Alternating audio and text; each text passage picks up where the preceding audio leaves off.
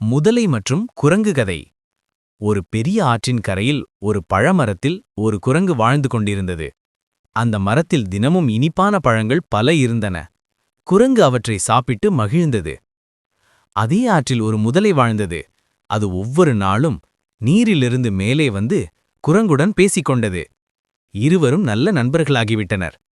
ஒரு நாள் குரங்கு, முதலை நண்பா, இந்த பழங்கள் மிகவும் இனிப்பு, நீயும் சாப்பிட்டுப் பாரு என்று சில பழங்களை எடுத்துக் கொடுத்தது.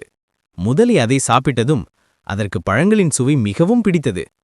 அந்த நாள் முதல் முதலை அடிக்கடி குரங்கிடம் பழங்களை வாங்கிச் சென்றது.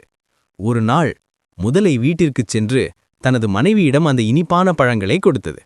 ஆனால் முதலை மனைவி மிகவும் பேராசையுடன், இந்த பழங்கள் இவ்வளவு இனிப்பாக இருக்கின்றன, அந்த குரங்கின் இதயம் இன்னும் இனிப்பாக இருக்கும், அதை எடுத்து எனக்கு கொண்டு வா என்று கூறியது.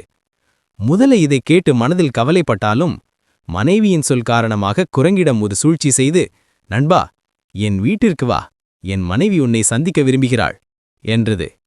குரங்கு முதலில் தயங்கினாலும் முதலை மேலேறி ஆற்றை கடக்க ஆரம்பித்தது. பாதியில் சென்றபோது முதலை உண்மையைச் சொன்னது. அதற்கு குரங்கு புத்திசாலித்தனமாகச் சொன்னது, அட முட்டாள் முதலை, நான் என் இதயத்தை மரத்தில் விட்டு வந்தேன், வீட்டுக்குச் செல்ல முடியாது, திரும்பி மரத்துக்குச் சென்று அதை எடுத்து வருகிறேன். முதலை அதில் நம்பிக்கை கொண்டு மீண்டும் கரைக்கு வந்தது. உடனே குரங்கு மரத்தின் மேலே ஏறி, அட முட்டாள் முதலை, இதயம் உடம்புக்குள்தான் இருக்கும், நீ நம்பினாய் என்று சிரித்தது. முதலை தலைகுனிந்து வெட்கத்துடன் நீரில் மூழ்கியது. பாடம்: நம்பிக்கைக்கு முன் யோசிக்க வேண்டும். புத்திசாலித்தனமே உயிரை காப்பாற்றும்.